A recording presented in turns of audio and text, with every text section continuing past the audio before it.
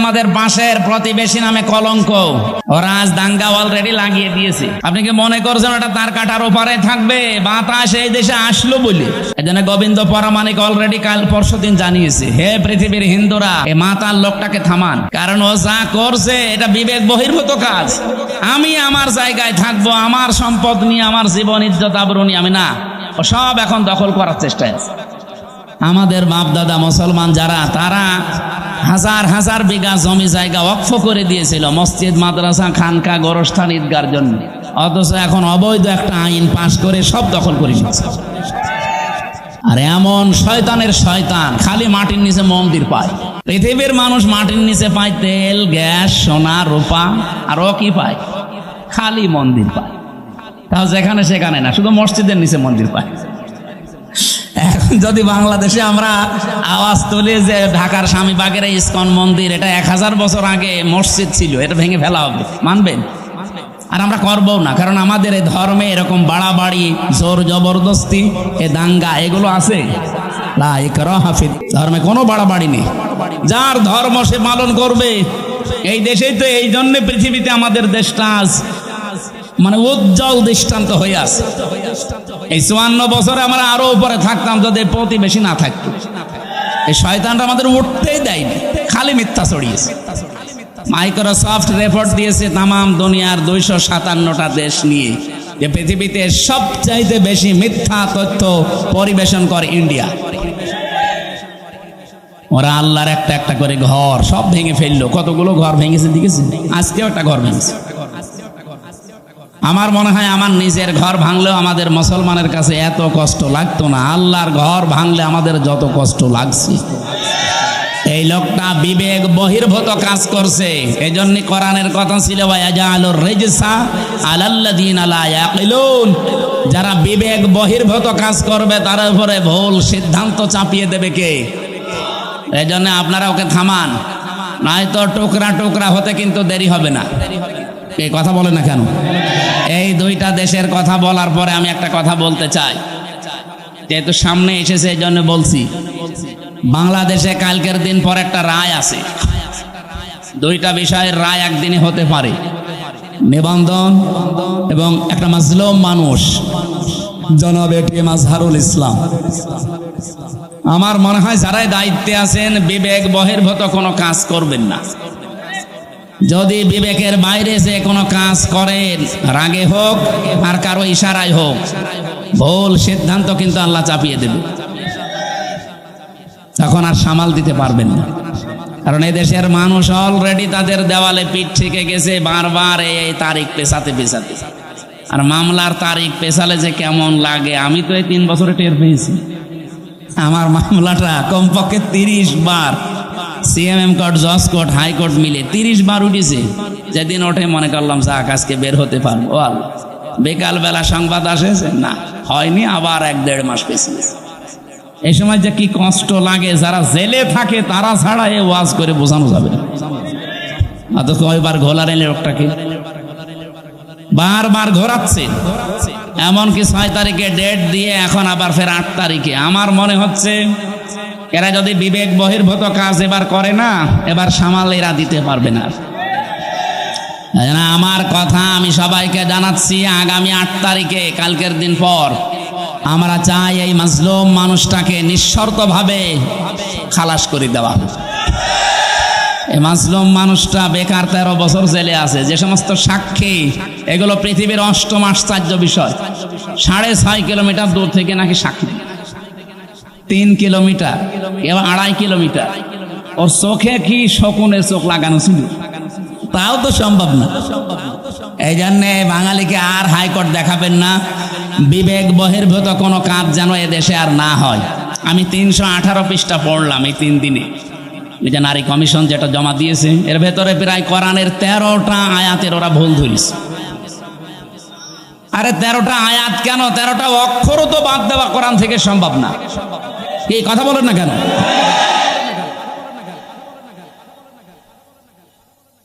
26টা আয়াতের বিরুদ্ধে ওরা মামলা দিয়েছিল, ভারতে কেস করেছিল যে এগুলো বাতিল করা লাগবে। আর এরা অলরেডি 13টা আয়াতে হাত দিয়েছে। এদের পেছনে কোনো রাঘব বোয়াল আছে? অথবা এরা মানসিক বিকারগ্রস্ত, মেয়াদ উত্তীর্ণ গাঁজা খেয়ে ফেলিস। মেয়াদালা গাঁজা খেলেও তো মানুষ, আমি তো দেখি লালনের মাজারে পুলিশে পাহারা দেয়, মেয়াদালা গাঁজা খাইতে, এজন্য ওরা চুপচাপ থাকে। আর এরা মেয়াদ উত্তীর্ণ গাঁজা খেয়েছে, এই জন্য এমন এমন কথা দিয়েছে। এ মানে পড়ার পরে আমার আশ্চর্য লাগছে, এরা কি বাইরে থাকার মতো সুস্থ মানুষ? এটা তো পাবনায় পাঠানো দরকার। ওরা লিখেছে যে স্বামী স্ত্রীর যে মিলন, এই মিলনে যদি স্ত্রী রাজি না থাকে, স্বামী যদি সহবাস করে জোর করে, তাহলে তার বিরুদ্ধে ধর্ষণের মামলা দেওয়া হবে। ধর্ষণের মামলা যদি দেয়, রায় হবে কি? ফাঁসি। কথা বলছেন এখানে যে একজন বিচারপতি আন্দাজে ফাঁসি দেবে, সাক্ষী লাগবে না। আর স্বামী স্ত্রীর বিষয়টা তারা দুইজন ছাড়া কেউ জানে। এখন ওখানে তো আমার মনে হয় ইউটিউবারদের দিয়ে রাখা লাগবে, যে দেখ এরা কি খেয়ে কথা বলে আমি বুঝি না। অথচ এটা পড়া কোরআন শরীফের একেবারে একেবারে মানে টাটকা বিরোধী কথা। সূরা নূরে কি নেশার ভেতরে আছে স্বামী স্ত্রীর যে ব্যবহারের নিয়ম নীতি, যেসব পোড়া তারা পাল্টাতে চায়। 2 নম্বরে তারা লিখেছে যে দেহ আমার, সিদ্ধান্ত আমার। এটা কোরআনে কারিমের প্রায় 8টা আয়াতের বিরুদ্ধে। আমি নিজে যতটুকু পড়েছি, আলা লাহুল খালকু ওয়াল আমরু ইনিল হুকমু ইল্লা লিল্লাহ, এরকম 8টা আয়াত সরাসরি কোরআনের বিরুদ্ধে ওরা কলম ধরেছে। ওরা বলতে চায় দেহ আমার, সিদ্ধান্ত আমার। আর আল্লাহ বলেন এ সৃষ্টি আমার, সিদ্ধান্ত আমার। দেহ আপনার, আপনাকে কে বলিস? আপনি দেহের মালিক। আমি এই যে 33 বছর বয়স আমার, বলেন তো 34 বছর আগে হামজা নামে উল্লেখ করার মতো আমি কিছু ছিলাম না। 92 সালে আমি জন্ম নিয়েছি, অথচ 91 সালেও হামজা নামে আমি এখানে বসার যোগ্যতা রাখতাম।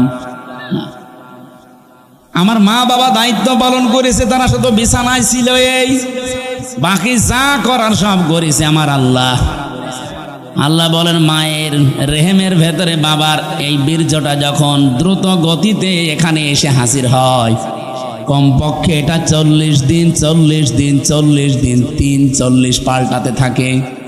120 দিনে আমি আল্লাহ এইটাকে কমপক্ষে 4-8টা জিনিস বানিয়ে ফেলি। আপনি যদি এখানে কম্পিউটার ভেড়াতেন, স্ক্রিন দিলে আমি একটা একটা করে আপনাকে দেখাতে পারতাম। বাবার এই নাপাক পানিটা দিয়ে আল্লাহ যে 4টা জিনিস বানায়, এটা সূরা তরিকের ভেতরে আছে। ফালিয়ানজুরিল ইনসানু মিম্মা খুলিকা মিম্মা দাফিকি ইয়াখরুজু মিন বাইনিস সুলবি ওয়াত তারাইব। এক একটা শব্দ যদি ভেঙে ভেঙে আপনি অর্থ করেন, দেখবেন সুলবন 1 বচন দিয়েছেন, তারাইব দিয়েছেন বহু বচন। আমি এটা বাইবেল, কোরআন এবং সায়েন্স, ডক্টর মরিস বোকাইলের লেখা এ আয়াতের তাফসির পড়তে গিয়ে উনি খুব সুন্দর করে বিজ্ঞানের ব্যাখ্যা দিয়েছেন। পড়ার পরে আমার মনে হচ্ছিল এতদিন আমি যেভাবে পড়েছিলাম, এটা পড়িয়ে কোরআন শরীফ একেবারে হাতে কলমে জিবরাইল আমারে শেখাচ্ছে। বাবার এই নাপাক পানিটা যখন যেতে থাকে, বিজ্ঞান এখন দেখাচ্ছে কম্পিউটার দিয়ে কমপক্ষে 40,000 হামজা তৈরি হওয়ার ক্ষমতা রাখে 1 ফোঁটা বীর্য। মায়ের জরায়ুর যে দেওয়াল আছে, এখানে ধাক্কা লেগে হয়তো অনেকে পড়ে যায়, যেতে পারে না ওই রেহেম পর্যন্ত। হয়তো কারো 1টা যায়, 2টা যায়, 5টা যায়। এই পৃথিবীতে 13টা পর্যন্ত সন্তান জন্ম দিয়েছে এক মহিলা ক্যালিফোর্নিয়ায়। এর উপরে আর কেউ পারে নাই। বলেন তো 40,000 মানুষ একটা ফোঁটার ভেতরে আমার আল্লাহ লুকিয়ে রেখেছে। যদি মায়ের পেটে জায়গা থাকতো, আমার আল্লাহ 40,000 সন্তানই ওখান থেকে বের করত। আমি ওই দিন থেকে যে প্রতিযোগিতা আরম্ভ করেছি, আমাকে কেউ হারাতে পারে নাই। আমার নিজেরই ভাই বোন, কিন্তু 40,000-এর ভেতরে মাত্র আমি হামজা একা বেঁচেছিলাম। বাকি 39,999 জন সব ওই দেওয়ালের সাথে ধাক্কা লেগে মরে গেছে। আল্লাহ পাক ওখানে আমাকে নিয়ে প্রথম 40 দিনে সুম্মা খালাকনান নুতফাতান আলাকাতান ফাখালাকনাল আলাকাতা মুদগাতান ফাখালাকনাল মুদগাতা ইযামা ইলা আখিরি আয়াত। সূরা মুমিনুনের ভেতরে আছে আল্লাহ পাক বলেন আমি নিজে ওইটা দিয়ে 4টা জিনিস বানাই, চুল, রগ, হাড় আর পর্দা। আর মায়ের রেহেমের যে কারারি মাকিন বলা হয়, যেখানে হাতের স্পর্শ লাগে না, এই জায়গায় একটা থলি আছে, নাপাক পানির থলি। এইটা দিয়ে আমি আল্লাহ 4টা জিনিস বানাই, রক্ত, গোশত, চর্বি আর চামড়া। 4 4 8টা জিনিস এক হয় 120 দিনের ভেতরে। তখন আমি আল্লাহ নিজের পক্ষ থেকে কমপক্ষে 5টা জিনিস আমার বান্দার জন্য দান করি। وَجَعَلَ لَكُمُ السَّمْعَ وَالْأَبْصَارَ وَالْأَفْئِدَةَ ইলা আখিরি আয়াত। এই তথ্যটা আছে সূরা নাহালের ভেতরে 14 নম্বর পারা 14 নম্বর পৃষ্ঠা 13 নম্বর লাইনের 78 নম্বর আয়াতের মাঝের অংশে আছে। আল্লাহ বলেন শ্রবণ শক্তি, দর্শন শক্তি, বাক শক্তি, আকেল শক্তি আর ঘ্রাণ শক্তি, এই 5টা আমি আল্লাহ আমার রব নামের কারণে তোরে ভিক্ষা দিয়েছি। যদি একটা কম দিতাম দুনিয়ায় তুই আসতিস, কিন্তু পূর্ণাঙ্গ হয়ে না, অপূর্ণাঙ্গ হয়ে। বলেন তো রব নামের কারণে যে 5টা জিনিস আল্লাহ দয়া করে আমারে দিলেন, যদি দর্শন শক্তি না দিত তাহলে আমি আসতাম কিন্তু কানা হয়ে। অনেক কানা মানুষ আসে না, বলেন বলেন। আল্লাহ পাক যদি বাক শক্তি না দিত কথা বলা, তাহলে আমি আসতাম কিন্তু বোবা হয়ে। আমাকে যদি আল্লাহ শ্রবণ শক্তি না দিত আমি আসতাম কিন্তু কালা হয়ে।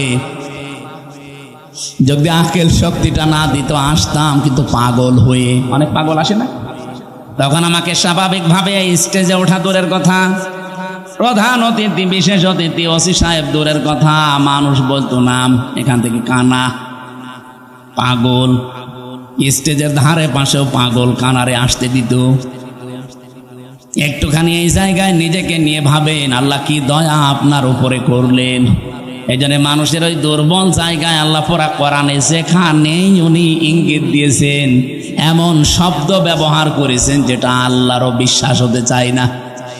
সূরা বাকারার 27 নম্বর আয়াতে দেখবেন, 28 নম্বর আয়াত আল্লাহ রাব্বুল আলামিন বলেন কাইফা তাকফুরুনা বিল্লাহি ওয়া কুনতুম আমওয়াতান ফাআহইয়াকুম সুম্মা ইউমীতুকুম সুম্মা ইউহয়ীকুম সুম্মা ইলাইহি তুরজাউন। মানুষ আমার সাথে নাফরমানি করে কি করে? আমার বিধান মানতে চায় না, ও এত সাহস পায় কি করে? এই জন্য আল্লাহ শব্দ শুরু করার আগে কাইফা দিয়েছেন। এখানে যারা আরবি গ্রামার বোঝেন, যারা বালাগাত মানতে পড়ায়, ওদের জিজ্ঞাসা করেন কাইফা শব্দটা কমপক্ষে 29টা অর্থে ব্যবহার হয়। আমি সামারাইজ করে 19টা অর্থে পেয়েছি। এর ভেতরে 13 নাম্বার একটা কায়দা বালাগাত মান থেকে আছে। কাইফা শব্দ সেন্টেন্সের আগে ব্যবহার করা হয় এই জন্যে যেটা আল্লাহরও বিশ্বাস হতে চায় না। আল্লাহ বলেন কাইফা তাকফুরুনা বিল্লাহ, মানুষ আমার সাথে নাফরমানি করে, কুফরি করে, আমার বিধান মানতে চায় না। কেমন করে? অথচ মৃত ছিল, ওকে আমি জীবন দিয়েছি। আল্লাহরও বিশ্বাস হচ্ছে না যে লোকটা আমার সাথে কুফরি করতে পারে, এখানে শব্দ দিয়েছেন কাইফা। এজন্য মানুষ আমরা যখন কুফরি করি, আল্লাহর নিয়ামতের শুকরিয়া আদায় না করে নাফরমানি করি, তখন আল্লাহ আশ্চর্য হয়ে থাকে যে কি এও আমার সাথে নাফরমানি করতে পারে, অথচ কি ছিল? মৃত ছিল। বলেন বলেন। ওখান থেকে আমি আল্লাহ 6 মাসের পরে ওরে জীবন দিলাম। বিজ্ঞান এখন দেখাচ্ছে মানুষের মায়ের পেটে 6 মাসের আগে পর্যন্ত কিন্তু জীবন দেওয়া হয় না। এর আগে বিভিন্ন স্ট্রাকচার তৈরি করা হয়।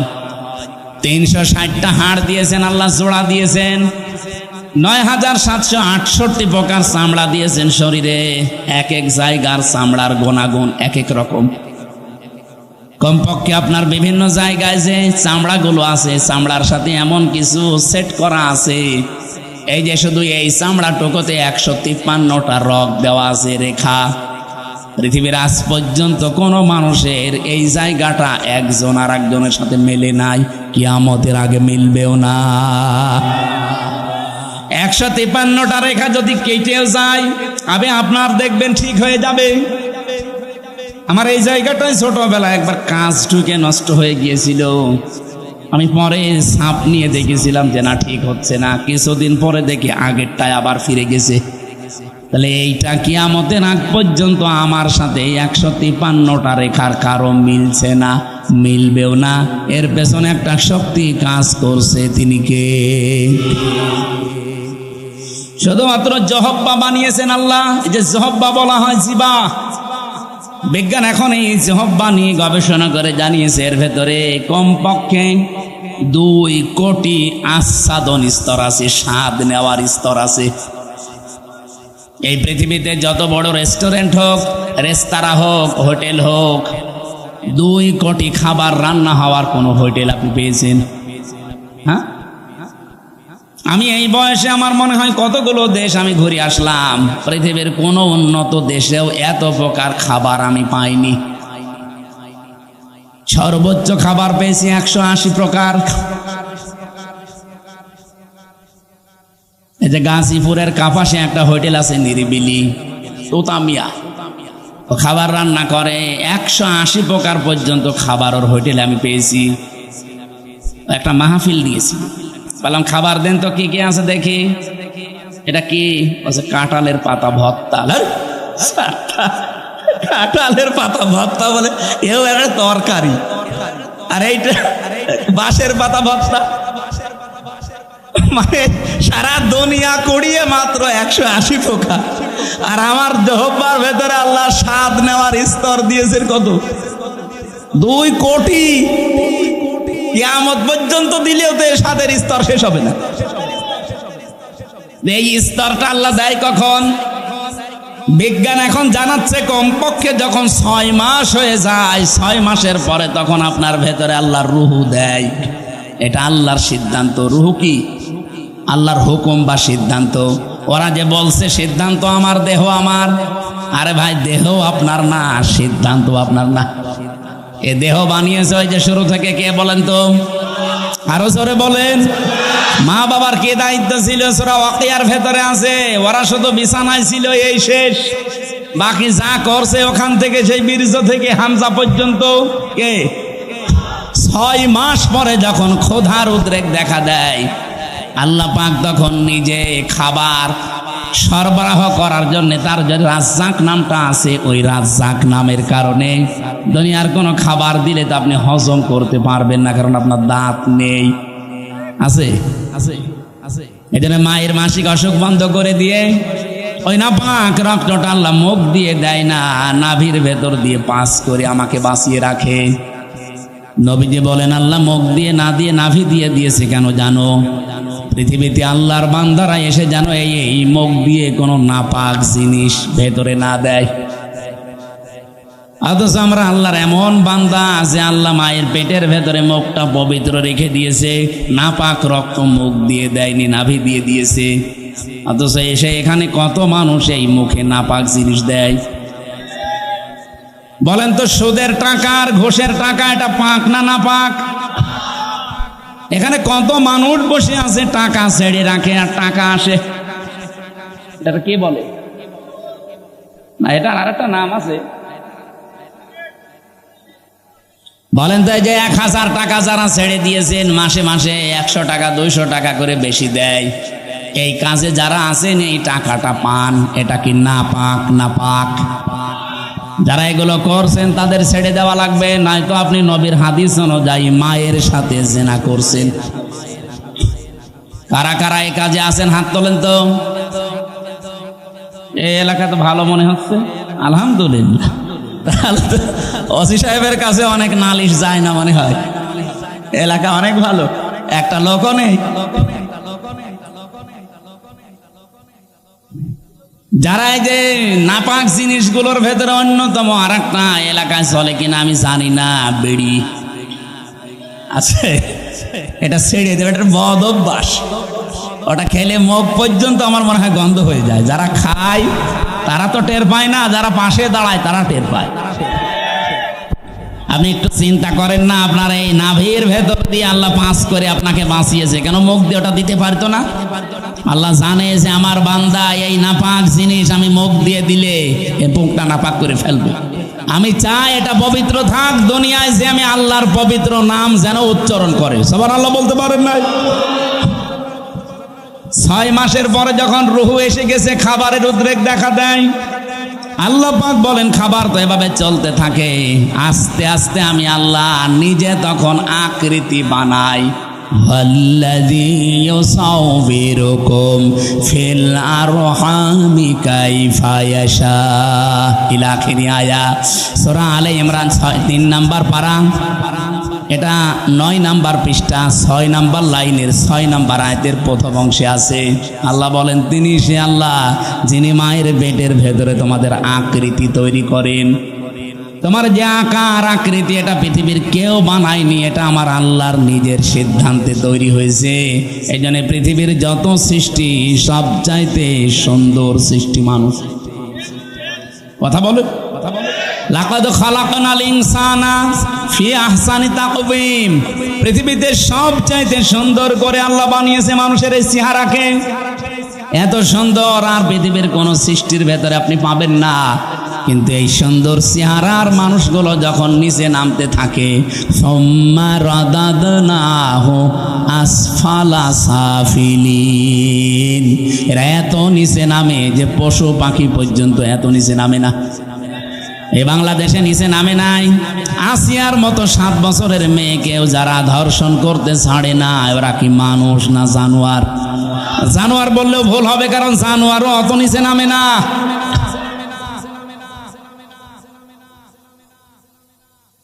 কোরআনে কারিমের সূরা এটা বানি ইসরাইলের ৭০ নম্বর আয়াতের প্রথম অংশে আছে, 15 নম্বর পারা 8 নম্বর পৃষ্ঠার প্রথম নাম্বার লাইনে আছে। এটা আমি শিক্ষা দেওয়ার জন্য বলছি।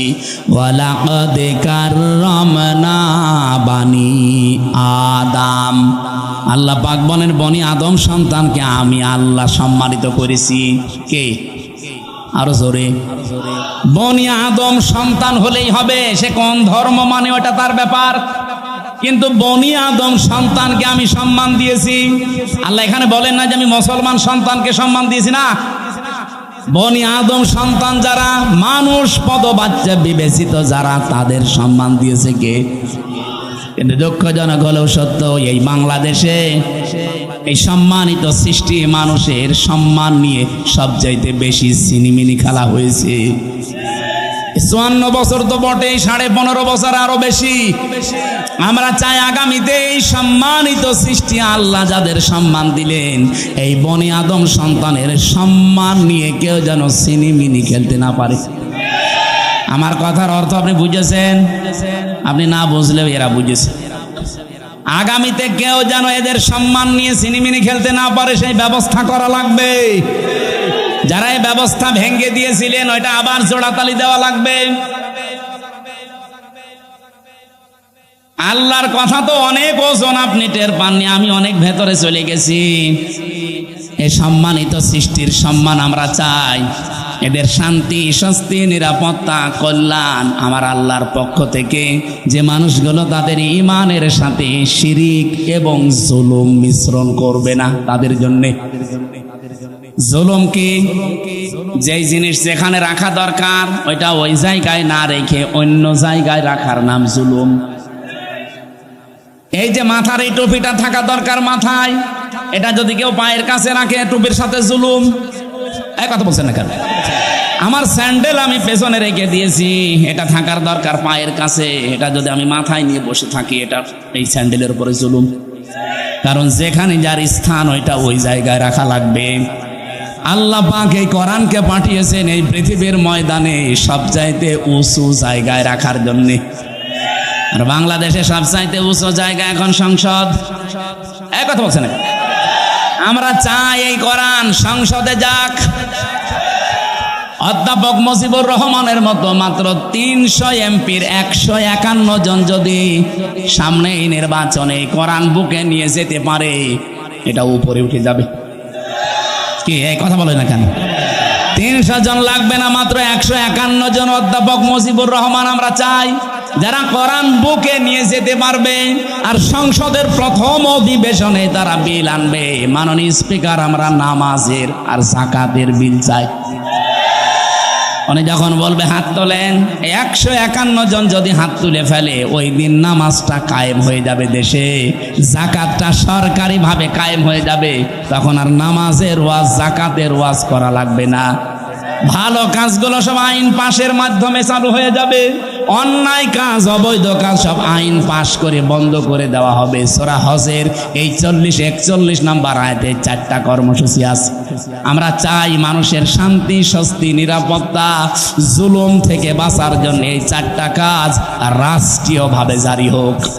54 বছরে যারা গেছে জারি করে নাই, এবার যারা যাবে তারা যেন করে, সেই ব্যবস্থা করে দেওয়ার দায়িত্ব ফেরেশতাদের। কাদের? বলেন বলেন। আমি যে আয়াতের শেষ অংশ পড়েছিলাম এই সংক্রান্তই আমি এসেছি এবার জায়গা মতো। আল্লাহ পাক বলেন, কাবুর আলাল মুশরিকিনা মা তাদউহুম ইলাই। আমি এই কমিশনের এটা বাদ দিয়ে দিলাম। আমি একটা শিক্ষা দিতে চেয়েছিলাম, আমার মনে হয় আপনারা বুঝে ফেলেছেন যে দেহ আমার, সিদ্ধান্ত আমার, এটা আল্লাহর সাথে শিরিক। কারণ দেহ আমার না, সিদ্ধান্ত আমার না। দেহ আল্লাহ বানিয়েছে, সিদ্ধান্তও তার। ওটা সূরা আরাফের 54 নম্বর আয়াতের মাঝের অংশে আছে, আপনি বাড়ি যেয়ে তাফসীর দেখে নিন। আমার আয়াত হচ্ছে সূরা শুআরা, সূরা শুআরার 13 নম্বর আয়াতের শেষের অংশ। আমরা যদি সত্যি এই দেশে 151 জনকে সংসদে পাঠাতে চাই যারা বুকে কোরআন নিয়ে প্রবেশ করবে, এই কথা শুনলে সবচাইতে বেশি রাগ করবে মুশরিকরা। এই জন্য কাবুর আলাল মুশরিকিনা মা তাদউহুম ইলাই। হে নবী, আপনি যেদিকে ডাকতেছেন মানুষকে, যান আকিমুদ্দিন, যেটা অধ্যাপক সাহেব পড়ছিলেন, নামাজের মতো, রোজার মতো, যাকাত দেওয়ার মতোই ফরজ হচ্ছে আল্লাহর এই জমিনে আল্লাহর বিধানটা কায়েম করা। এই পৃথিবীতে যত নবী আল্লাহ পাঠিয়েছেন, শুধু 2 জন নবী বাদ দিয়ে প্রত্যেক নবীর উপরে তাদের আসল মিশন আর ভিশন ছিল এইটা, আনাকিমুদ্দিন ওয়ালা তাতাফাররাকু ফি। দিন কায়েম করো, কোনো ফতোয়াবাজি করবা না। এই বাংলাদেশে এরকম একটা পরিবেশ তৈরি হচ্ছে, দল মত, জাতি, বর্ণ, ধর্ম নির্বিশেষে সবাই গোবিন্দ পরামানিকের মতো মানুষ বলছে এই দেশে ইসলাম কায়েম হলে আমরা সব চাইতে নিরাপদে থাকতে পারবো। আর আপনি কি বলছেন? কি সে একটা হিন্দু মানুষ যদি কথা বলতে পারে? গাইবান্ধায় হিন্দু এক পুরোহিত, আপনারা দেখেছেন, আমিরে জামাতের আগে বক্তব্য দেওয়ার সময় বলেছে, এই দেশে যদি ইসলাম যায় ক্ষমতায়, এদেশের অন্যান্য ধর্মের মানুষেরা সবচাইতে বেশি নিরাপত্তায় থাকতে পারবে। তারা অলরেডি এখন বুঝে ফেলছে। এই জন্য আমাদের জীবনের সব ফরজের বড় ফরজ এইটা হাতে নেওয়া দরকার। দিন যতদিন কায়েম না হবে ততদিন আমাদের স্বস্তি নেই। এটা কারো কাছে যদি রাজনীতি মনে হয়, হ্যাঁ এটাই আমাদের রাজনীতি। এটা যদি কারো কাছে মনে হয় যে এটা ধর্ম ব্যবসা, হ্যাঁ এটাই আমার ধর্ম ব্যবসা। কারো কাছে যদি মনে হয় এটা দুনিয়ার কাজ, হ্যাঁ এটাই আমার দুনিয়ার কাজ। কারণ আমার এই কাজ দিয়ে আমি আখেরাত তৈরি করতে চাই। আমি একা না, আমার চাইতে বড় বড় যারা, আপনি তাকান, শারা লাকুম মিনাদ্দিন মা ওয়াসা বিহি। ওয়াসা মানে কি? শক্তিশালী উপদেশ। আল্লাহ বলেন শারা লাকুম মিনাদ্দিন, আমি নির্ধারিত করে দিয়েছি, নির্দিষ্ট করে দিয়েছি, নির্ধারণ করে দিয়েছি তোমাদের জন্য আমার দিনকে, মা ওয়াসা বিহি। শুধুমাত্র এতটুকু বলে আল্লাহ শেষ করে দেননি। আল্লাহ বলেন আমি শক্তিশালী উপদেশ দিয়েছি নূহকে। হে নবী, আপনাকে দিলাম যেমন মুসাকে, ঈসাকে, ইব্রাহিমকে একই নির্দেশ দিয়েছিলাম। আমি আয়াতের তাফসীর পড়তে গিয়ে দেখেছি, এই পৃথিবীতে যত নবীকে আল্লাহ পাঠিয়েছিলেন, এক একজন নবীর শরীয়ত ছিল আলাদা আলাদা, কিন্তু দিন ছিল এক। আমার কথা বোঝেন? পৃথিবীর যত নবীকে আল্লাহ পাঠালেন, প্রত্যেকটি নবীর দিন ছিল এক, কিন্তু শরীয়ত আলাদা আলাদা। এটা বোঝাতে গিয়ে আমি তাফসীর একটা উদাহরণ পেয়েছি। এই এদিকে তাকান। একজন বাড়িওয়ালা 5 জন কর্মচারী রেখেছে, এক একটা কর্মচারীর কাজ আলাদা আলাদা। মালিক কয়জন? আর জোরে। কিন্তু কাজ যাদেরকে 5টা কর্মচারী আলাদা আলাদা দিয়েছে, প্রত্যেকটা অর্ডারের উপরে মালিকের যেহেতু হুকুম আছে, প্রত্যেকটা হুকুমের দাম আছে না নেই? তারা তো প্রত্যেকেই মালিকের কর্মচারী। কাজ এক একজনকে এক একটা ভাগ করে দিয়েছে। কেউ বাজার করবে, কেউ বাড়ি ঘর ঝাড়ু দেবে, কেউ দারোয়ানিতে করবে। আল্লাহ পাক বলেন আমি মালিক, আমি দিন একটাই পাঠিয়েছি, কিন্তু এক এক নবীর শরীয়তে জীবন বিধানের ভেতরে আলাদা আলাদা নিয়ম দিয়েছিলাম। আমাদের নবী মুহাম্মদ রাসূলুল্লাহকে আল্লাহ যে শরীয়ত দিয়েছেন, আদমকে সে শরীয়ত দেয়নি। হযরত ঈসাকে যে শরীয়ত দিয়েছে, মুসাকে সেটা দেয়নি।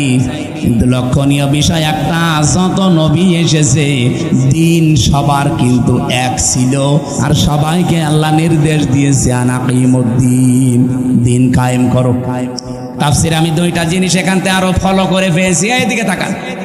দিন যতদিন পর্যন্ত কায়েম না হবে তোমার ব্যক্তি, পরিবার, সমাজ, রাষ্ট্র, এলাকায়, আবার শুনুন, দিন যতদিন কায়েম না হবে তোমার এলাকায়, তোমার ব্যক্তিতে, পরিবারে, সমাজে, রাষ্ট্রে, যতদিন পূর্ণাঙ্গ দিন কায়েম করা সম্ভব হবে না, ততদিন পর্যন্ত যতটুকু দিন আছে অতটুকুই টিকিয়ে রাখার জন্য চেষ্টা করা লাগবে।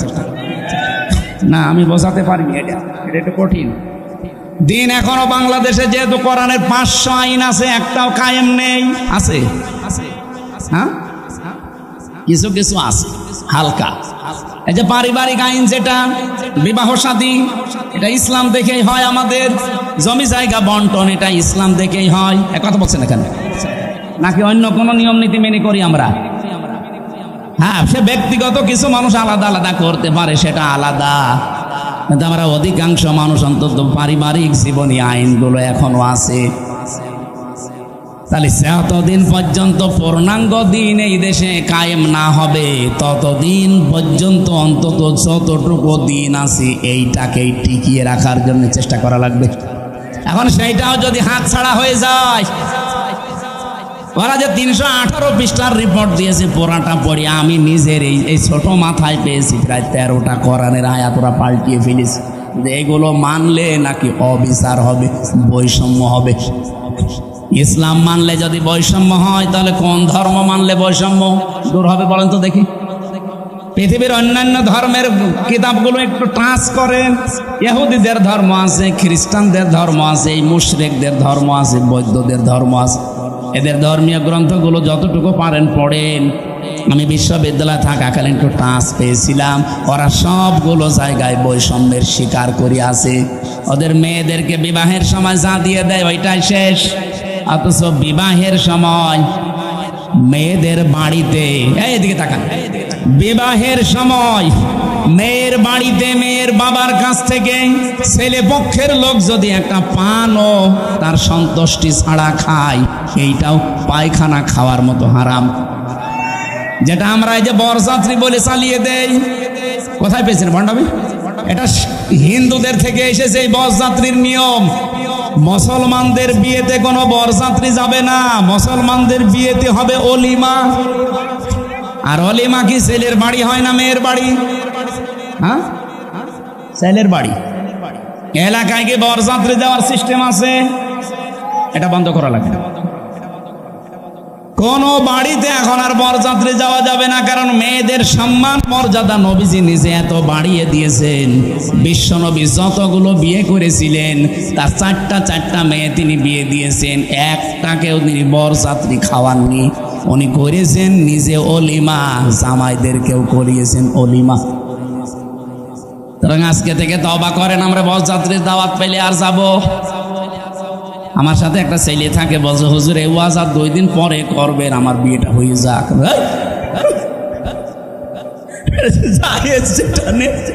জায়েজ নেই তো জায়েজ নেই, ওইটা আমি জায়েজ করবো মানে?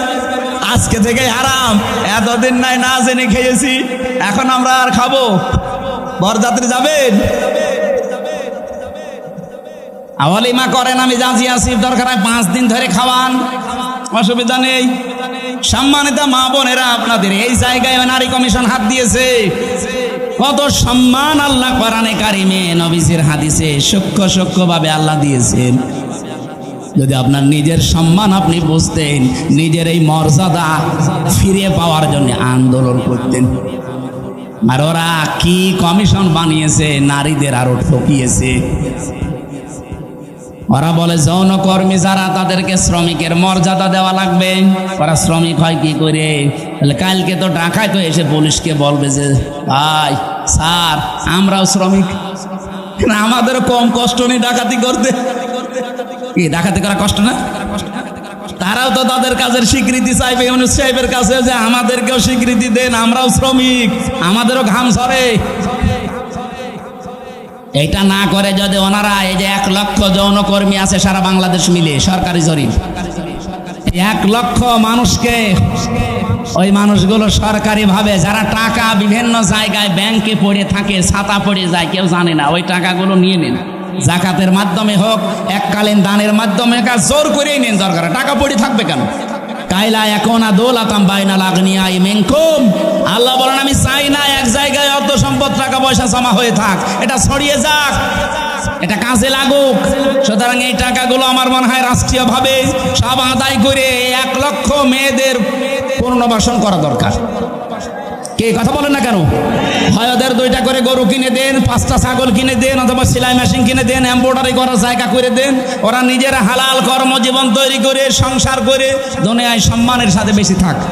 খুব বেশি না, মাত্র 1 লাখ আছে সারা বাংলাদেশ মিলে। গোপনে গোপনে যেগুলো আছে ওগুলো বাদ দিলাম। এই কাজ আপনারা কোন নিয়মে লিখলেন? এটা কোরআনের বিরুদ্ধে আছে, এমনকি মানব অধিকারেরও বিরুদ্ধে। যারা এই যে রাজবাড়ী গোয়ালন্দ ঘাটে যারা কাজ করছে, যশোরে কাজ করছে, নারায়ণগঞ্জে কাজ করছে, এই মানুষগুলো যারা যায় এখানে, এরা কি মানে নিয়ম নীতি মেনে যায়? আপনারা ওসব বুঝবেন না, আপনাদের বলার দরকার নেই। এই কাজগুলো যারা করছেন কিছুদিন পরে দেখবেন এদের HIV এইডস হবে। আপনি তো একটা জাতিকে ধ্বংস করার রাস্তায় নামিয়ে দিচ্ছেন। আমি আরো নিচে নামতে পারতাম, নামলাম না। বাস্তবতা এইটাই, মেয়েদের যে সম্মান ওরা আসলে বোঝে না। ওরা নিজেরা তো আমার মনে হয় মেয়ে না। ওদের 10 জনের চেহারা দেখলাম টিভির পর্দায়, একটাকে আমার মেয়ে মনে হয় না। মেয়েদের তো একটা কাটিং কুটিং থাকে, কোন কাটিং এর মেয়ে লোক? এখানে যারা পুরুষ মানুষ আছে, আমার মনে হয় আমি আওয়াজ দিলাম যে পুরুষ যারা পুরুষ প্যান্ডেলে আসেন, মহিলা যারা মহিলা প্যান্ডেলে যান, আর যারা যে বিড়ি খেয়ে বেড়াচ্ছে ওরা কি? ওরা পুরুষও না মহিলাও না, ওরা কি? হিজড়া। আমার মনে হয় ওই 10 জন যে কমিশনে আছে এগুলো একটা মেয়ে লোকও না, পুরুষও না, ওই হাফ। এই জন্য উল্টা পাল্টা রিপোর্ট দিয়েছে। এদের রিপোর্ট মানা তো দূরের কথা, এ কমিশনই বাংলার মানুষ মানে না। এই কথা বলেন না কেন? ওদের কমিশন যদি মেনে এই বিবেক বহির্ভূত কাজ করা হয়, এমন দাবানল জ্বলবে না। ওরা তো 112টা মেশিন দিয়েও পারছে না, আপনি সারা দুনিয়া এনেও পারবেন না। আমি ইঙ্গিত দিলাম, আশা করি আপনি বুঝেছেন। এরকম কোনো বিবেক বহির্ভূত কাজ এই দেশে আমরা কেউ করব না, সাপোর্টও করব না। তাহলে ভুল সিদ্ধান্ত আল্লাহ নিজে চাপিয়ে দেবে, তখন কন্ট্রোলের বাইরে চলে যাবে। আল্লাহ আমাদের হেফাজত করুন। তা আমরা বলছিলাম দিন যতটুকু আছে এতটুকু টিকিয়ে রাখা লাগবে। এইটাও একটা আনাকিমুদ্দিন, পূর্ণাঙ্গ যতদিন কায়েম না হয়। যেহেতু এই দেশে এখনো অলিমার সিস্টেম নেই, না আছে আছে কিছু কিছু জায়গায়। স্যার আপনি কি অলিমা করেছেন? আমি একজন করি, স্যারে অনেক করি, অনেক বর যাত্রীর দান্দায় আছে। আমিও তো ওনার মতো, আমি বেশি মানুষ নেইনি, মাত্র 7-8 জন নিয়েছি। শ্বশুরকে বলেছি দরকার 170 জন খাওয়িয়ে দেবো। এই সময় তো বুঝতাম না। না, আমরা এখন যেহেতু বুঝে ফেলেছি এই সিস্টেম, এখন মেয়ের বাপের ওপরে জুলুম বন্ধ করা লাগবে। এখন থেকে আমার অলিমা শুরু হবে। বরযাত্রী খাওয়া কি জায়েজ নেই। মেয়ের বাবা খাওয়াতে, কোন মেয়ের বাবা এমন পাগল আছে যে আপনার মতো 500 পাগলকে খাওয়াবে? আমি বারবার এই কথা বলছি কেন? আমার মেয়ে 3টা, আমার বাঁচা লাগবে না। না, একটু ট্রেনে করলাম, অন্তত যাদের ছেলে আছে তারা এখন বুঝে মরুক। আমি তো বেঁচে যাব, মেয়ের বাবার অনেক সম্মান। নবীজি বলেন কেউ মেয়ের বাবাকে ছোট চোখে দেখবা না, মেয়ের বাবাকে খারাপ কথাও বলবা না, কারণ আমি নবী মুহাম্মদ রাসূলুল্লাহ নিজে মেয়েদের বাবা। সুবহানাল্লাহ বলতে পারেন না? কোন ঘরে যদি একটা মেয়ে লোক আসে সঙ্গে সঙ্গে 4 জন ফেরেশতা চলে আসে। কোন পরিবারে একটা ছেলে এসেছে সঙ্গে সঙ্গে একটা ফেরেশতা আসবে, কোথাও নেই। আর 4 জন রহমতের ফেরেশতা এসে মেয়েটার মাথায় হাত বলিয়ে বলে এটা দুর্বল দেহ থেকে এসেছে, এই মেয়েটাকে যারা আদর ভালোবাসা স্নেহ দেবে, দিন শিখাবে, একাজে খাওয়াবে পড়াবে প্রতিপালন করে সৎ পাত্র দেখে পাত্রস্থ করবে, কিয়ামতের দিন আমি নবী আর ওই মেয়ের গার্জিয়ান এইভাবে পাশাপাশি জান্নাতে থাকবে। কোন ছেলের ব্যাপারে এমন কথা হাদিসে আছে নেই। এই জন্য মেয়ে হলে যারা রাগ করেন, মন খারাপ করেন, করবেন না ভাই। আমি নিজে সহ যাদের মেয়ে আছে আমরা খুশি হব যে আল্লাহ আমাকে দয়া করে জান্নাতের অধিকারী বানিয়েছেন। বলেন সুবহানাল্লাহ।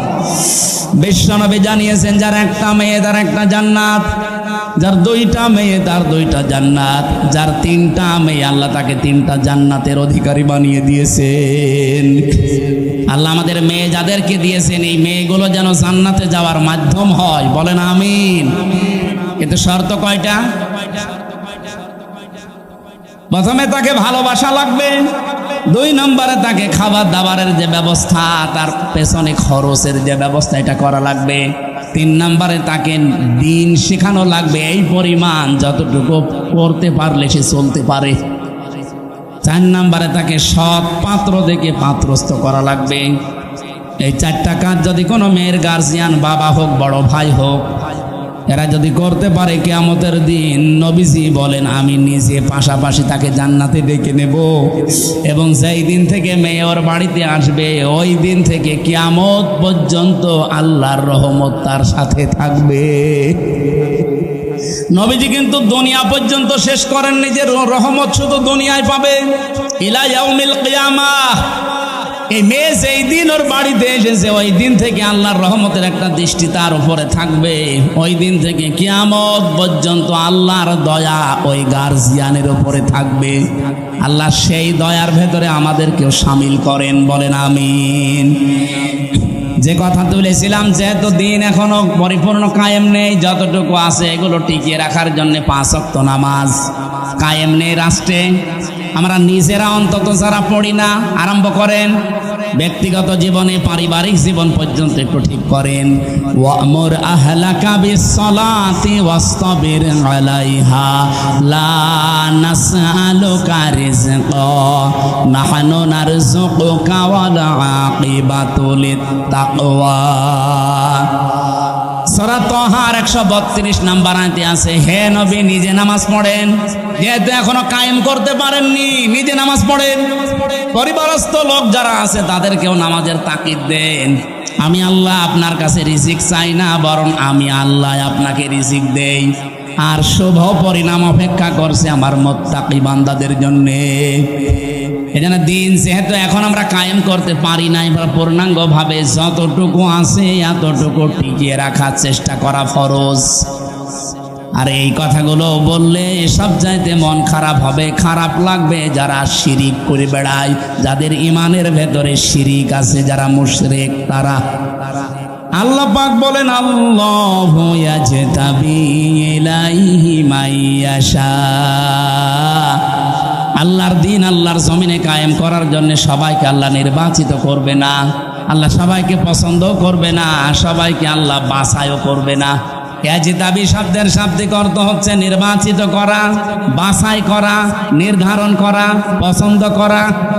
আল্লাহ শুধু পছন্দ করবে তাকে, ওয়াহদি ইলাইহি মাইয়ুনিব, যেই লোকটা আল্লাহর দিকে মন থেকে ফিরে আসতে চায়। সুতরাং আজকে থেকে আপনি আল্লাহর বিধানের দিকে মন থেকে ফিরে আসার চেষ্টা করেন, আপনাকেও আল্লাহ দিন কায়েমের কর্মী বানিয়ে দেবে ইনশাআল্লাহ।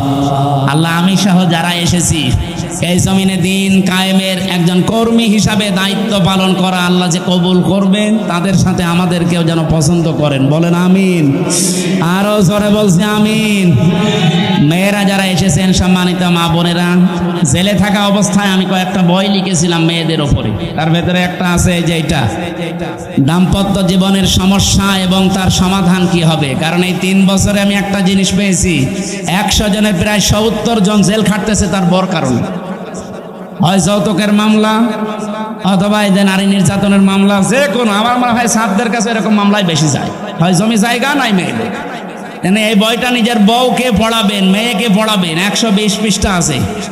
দাম্পত্য জীবনের কলহ এবং তার সমাধান এই বইটার ভেতরে পাবেন। আর একটা আছে শুধুমাত্র পুরুষের জন্য, পুরুষ মানুষ সংসারে কি কি কাজ করবে দাম্পত্য জীবনে, এটাও একটু নিয়েছেন যদি থাকে। আর একটা আদর্শ নারী আছে, মেয়েদের আদর্শ কোন কোন মহিলা হবে। এই যে যারা কমিশন বানিয়েছে এরা আপনার আদর্শ না, কারা হবে এর ভেতরে 6 জনের জীবনী দেওয়া আছে। আর এটা সৃষ্টি জগৎ নিয়ে লেখা, আমি যেভাবে তথ্য দিচ্ছিলাম এখান থেকে দিয়ে